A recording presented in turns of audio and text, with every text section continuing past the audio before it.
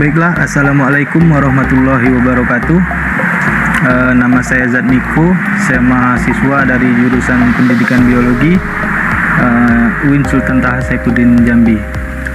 Pada kesempatan kali ini saya akan menjelaskan suatu tanaman yang sudah tidak asing lagi tentunya, yaitu lengkuas atau biasa sering dikenal dengan sebutan laos dengan nama latin Alpinia galanga. Tumbuhan lengkuas ini berasal dari daerah Asia tropika. Penyebaran tumbuhan ini dimulai dari Malaysia, Filipina, Indonesia, Cina, Hong Kong, dan India. Ciri umum dari tanaman lengkuas ini yaitu berdaun kecil dan memanjang, mirip pita dengan ujung yang agak lancip, dan bunganya yang memiliki tandan yang berwarna putih. Fungsi dari tanaman lengkuas ini bagi beberapa masyarakat biasanya digunakan sebagai bumbu masakan. Nah, kali ini kita tidak membahas sebagai bumbu masakan, tetapi sebagai obat herbal. Berikut penjelasan dari saya. Tanaman lengkuas merupakan salah satu bahan utama dalam bumbu masakan. Lengkuas memiliki bentuk yang padat, bulat oval, dan cukup besar. Lengkuas memiliki warna merah ketika masih muda, dan warna berubah menjadi putih kekuningan ketika sudah tua. Lengkuas biasanya digunakan di Indonesia karena kuliner di Indonesia umumnya memiliki cita rasa dengan berempah lengkap dan berasa gurih. Lengkuas ini dapat digolongkan dalam jenis umbi-umbian. Lengkuas umumnya dijual per kilogram atau satu paket dengan bumbu penyedap lainnya.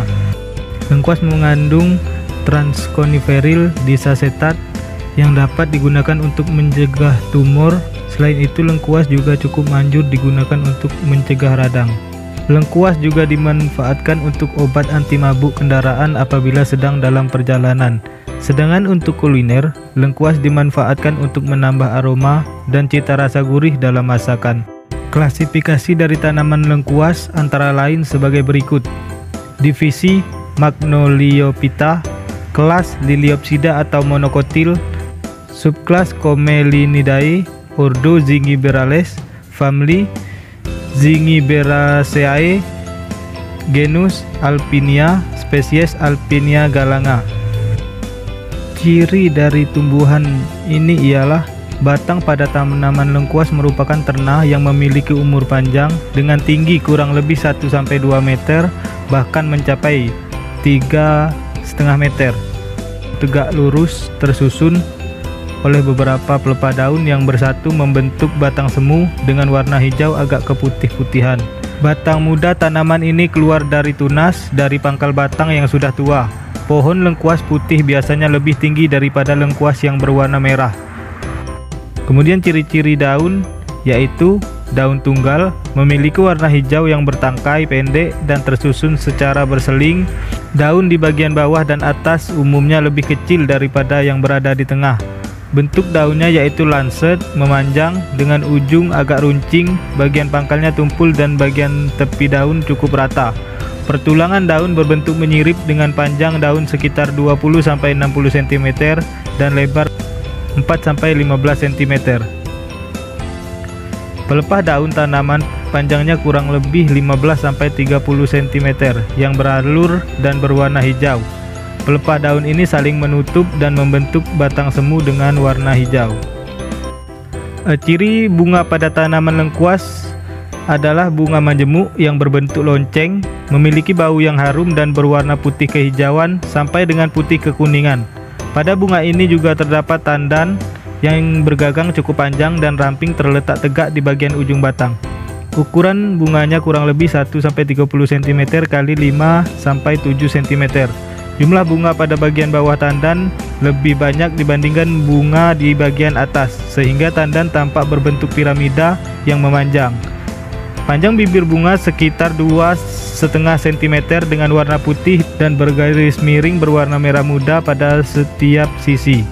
Mahkota bunga yang masih kuncup di bagian ujungnya berwarna putih, sedangkan untuk bagian pangkalnya berwarna hijau. yang memiliki bau cukup harum.